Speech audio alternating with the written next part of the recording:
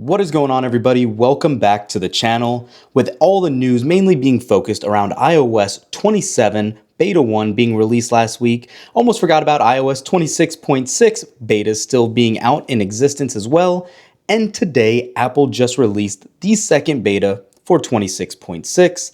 And we have a couple of things to talk about here. For those of you that don't know, this update really adds new wording around block contact limits, really letting users know when they have exceeded the maximum number of blocked contacts.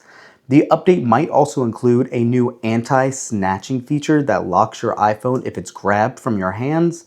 But mainly, Apple is definitely winding work down on iOS 26.6 in favor of obviously iOS 27 coming here in September. So don't think there's going to be any new features here really.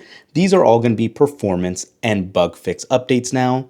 So having said that, this will be a quick short video today. Let's jump into settings, general, and about. And you can see iOS 26.6 Beta 2 has a new build number of 23G5043D.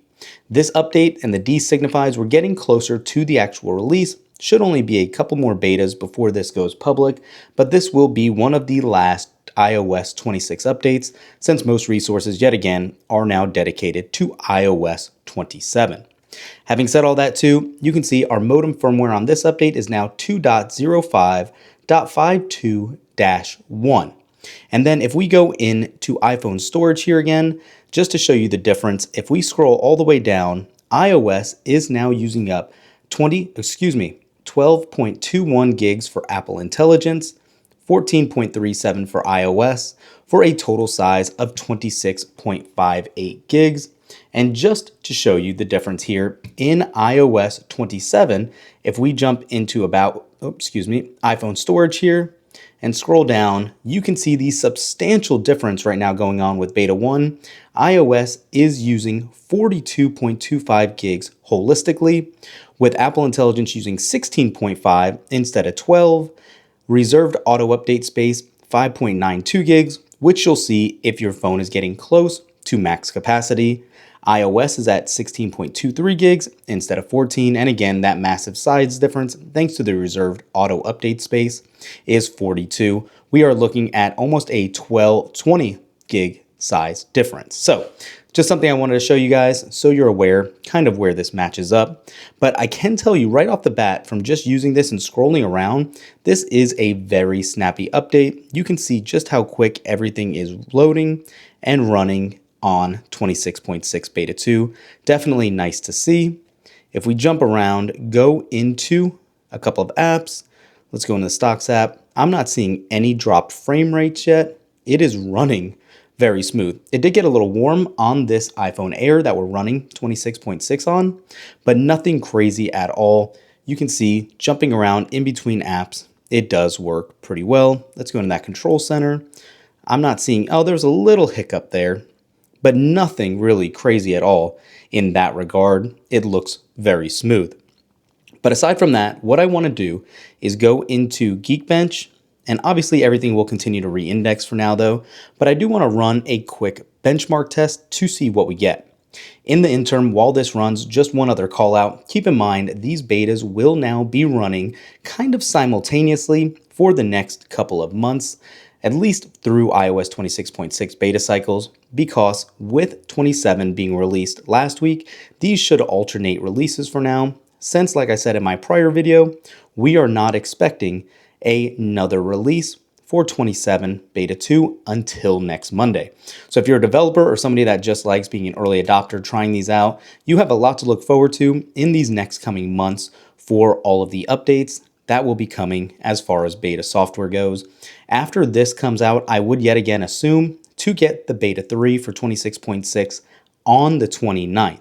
So we are going to be back-to-back weeks getting betas here for the foreseeable future. I do think we will see an iOS 26.7 release, most likely just until 27 is ready in September, which crazy enough is not that far away. And that's when we're going to see the new iPhones. Keep in mind, not the base model. Most likely all leaks are pointing to the new Pros, Pro Maxes, and Ultra or iPhone Fold, whatever it's going to be called. It's a pretty exciting time. September can't come soon enough for all of that. So now that we talked about that, let's finish getting this ran and we will be right back. So Geekbench just finished running, as you can see, and we have on our 17 Air a single core score of 3304 and a multi-core score of 8946. Keep in mind, these are never the end-all be-all scores, especially when the phone yet again is indexing after an update. So I expect this purely to improve over time, especially in the coming days.